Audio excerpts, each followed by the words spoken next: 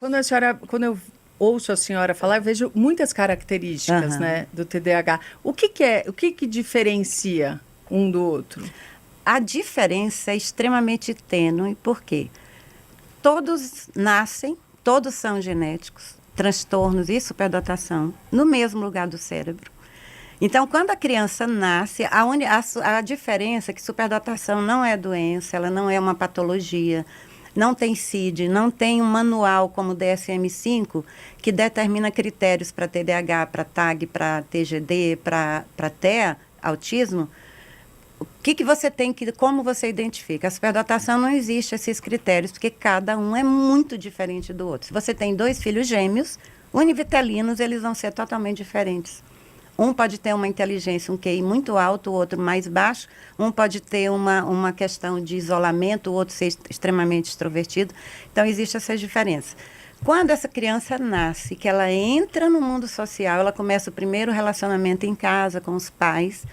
Aí começam os problemas e as dificuldades que começam a simular transtornos. Por exemplo, uma criança superdotada, ela já nasce em estado de alerta muito alto. Observando tudo? Tudo. Ela escuta tudo. E é como se... E isso é um relato que eu escuto muito dos pais, porque eu faço avaliação.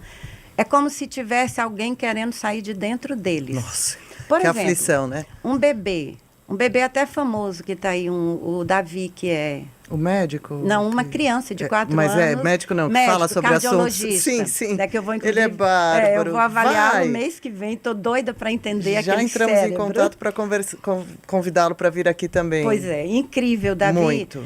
Ele nasceu prematuro, muito prematuro. A mãe teve um problema de saúde também. Tipo 7 meses? Muito, 8? porque a prematuridade, ela tem 3 níveis. Ele nasceu no primeiro nível de prematuridade, que é parece que 22 semanas, Poxa, entre 26, nossa. alguma coisa assim. Ele é prematuro, né? E na incubadora, ele tentou sair do berço.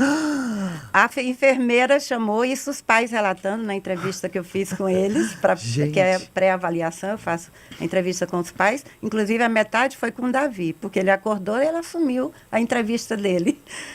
E aí, a enfermeira chamou assustada, ele se movimentou, segurou na grade para tentar... Isso gente, é impossível. Uma coisinha assim. Isso se a gente pensar assim, é impossível. Porque houve um raciocínio. Aqui do meu lado tem uma barreira, Exato. Eu quero passar essa barreira para isso rolar o corpo. Como é possível, né? Então, essa questão já começa no bebê. Ele já nasce com estado de alerta. Aliás, ele não nasce, é na barriga. Por exemplo, será relatos que ele chora menos de também? mães... Não, ele chora muito. Mais. Ele chora... Tem falar? bebê superdotado que chora durante 3 horas seguidas. E não há nada que amenize o choro, porque ele está tentando se comunicar. E quanto mais as pessoas sacodem e mexem, e mostram uma coisa e faz outra, mais eles se irritam. A percepção que a gente tem é que eles estão assim, poxa, não me entende, não sabe o que eu estou dizendo. Então, eles têm esse estado de alerta. Por exemplo, o pai no quarto, isso tudo relatos que eu ouço durante tantos anos de avaliação. E ele mexendo à noite no mouse, ele escutou o barulho do mouse. Porque eles têm uma percepção, um processamento auditivo extremamente refinado. Então, por exemplo, um bebê, ele escuta, uma criança superdotada, ele escuta um som que ninguém escuta. E aí isso pode trazer questões sensoriais, ele pode se irritar, ficar muito nervoso e ninguém sabe o que é, porque ninguém imagina que seja algum som que para ele é exacerbado. Então, desde bebê, você já precisa começar a entender isso para os pais saberem lidar.